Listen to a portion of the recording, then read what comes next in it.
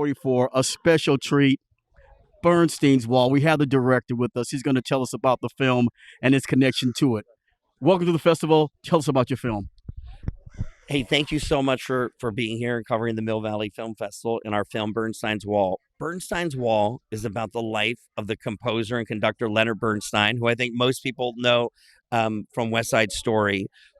Our film tries to take a different approach than what we've seen about him before. We try and follow his life really through political inspiration, social change, really like how he tried to change the world. Um, when the movie begins, and this is something I joke about with the people who are nice enough to support our film, Topic Studios. It's a biopic about Leonard Bernstein. But 5 minutes into the movie, Bernstein says, "What is the role of art, and what is the role of the artist to create social change?" And that's really what the movie was about.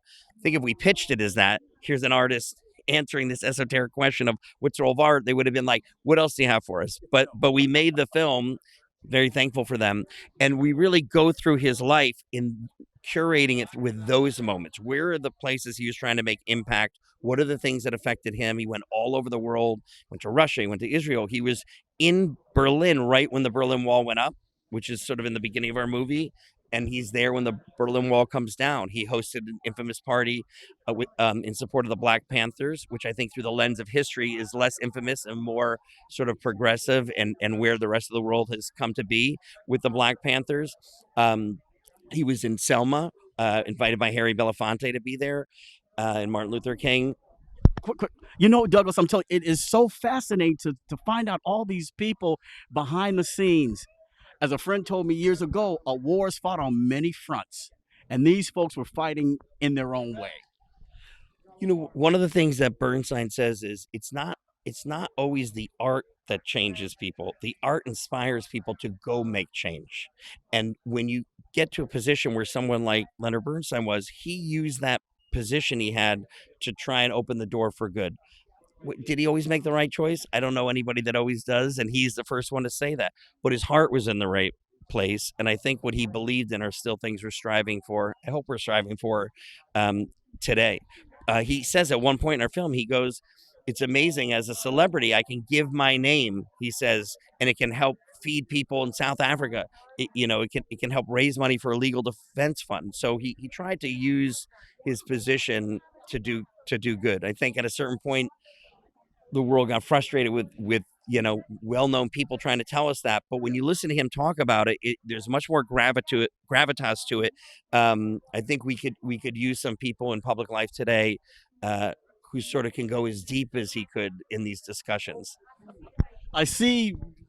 I'm getting the vibe off you. It affected you so deeply. What will you take away from this project?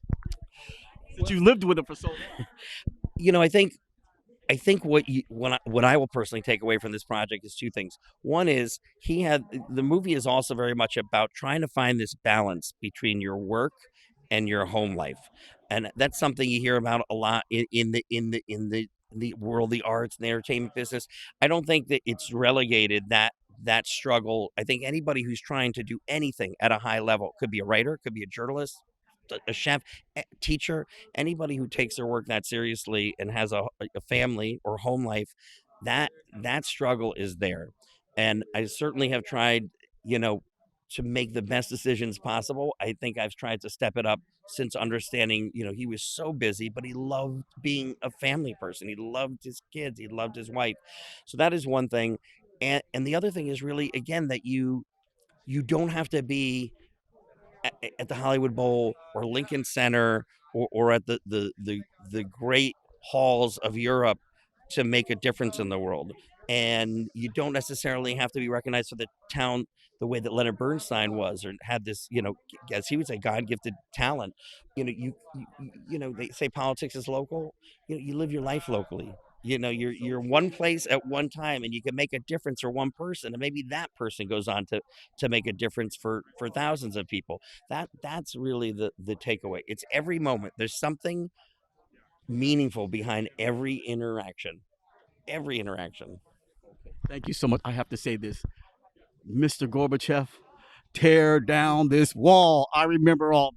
Well, I mean, that's what becomes the impetus. The Berlin Wall coming down becomes the impetus for this concert he does on Christmas morning in East Berlin.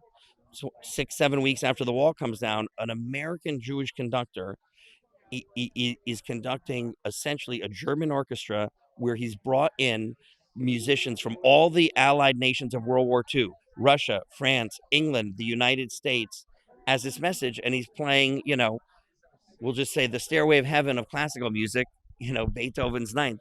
So it's or Purple Rain. That would be more my speed, but but you know what I mean. It's and he saw that messaging, understood how to send a message.